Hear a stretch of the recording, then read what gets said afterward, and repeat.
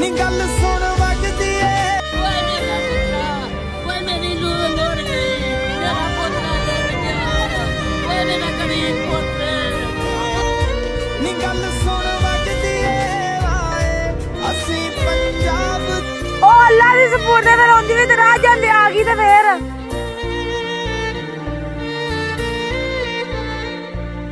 घुट के बड़ी चांद घुट के बड़ी नावे रब्बाना उजड़ गया देश न कोई मरिया दी न वो हकीकत है मैं सिर्फ एहसास हूँ जब तुझसे हुए खोले पानियों के वास्ते हकीकत है मैं सिर्फ एहसास हूँ शाला मेरे पिंड तो लाहौर जान रास्ते नावे रब्बाना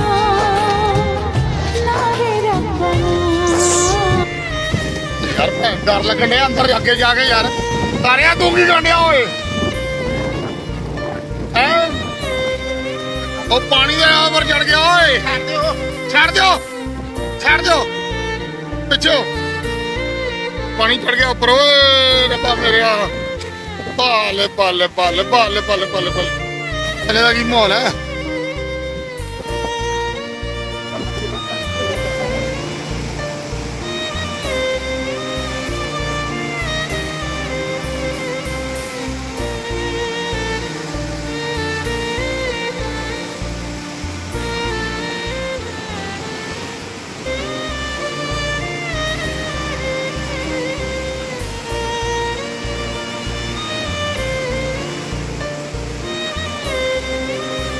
ओए नक्शे वाली कंध ते पानी चढ़ गया नक्शे वाली दे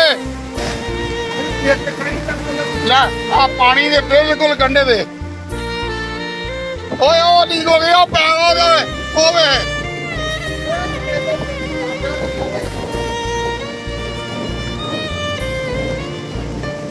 ये दवा टुट जानी ओए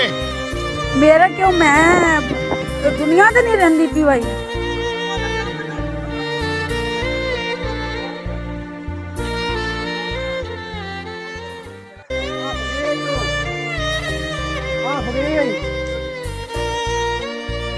नहीं जरा रल हूँ अजे मन दे सुनते नहीं ना इथों आके वादे काटे होंगे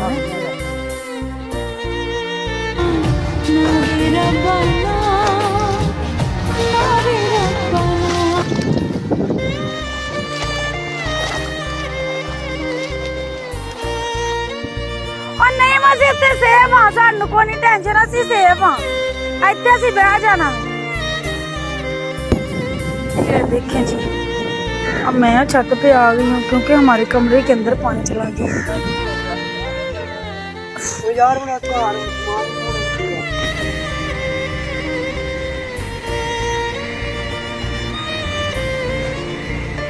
मैं मोया पे थां दे दुआ वेखो ना जेड़ी हालात साडी होई पई कोई साडी गल नहीं सुनदा पिया असी की करिए किदे जावीए किदे अगू साडियां गाड़ियां तो नाल आ गईयां माल घर हर शे तबाह होंदी पई साडी कोई गल नहीं सुनदा पिया कल डीसी साहब आई आज वो भी देख के वाह करन पिया कोई हुण तां साडा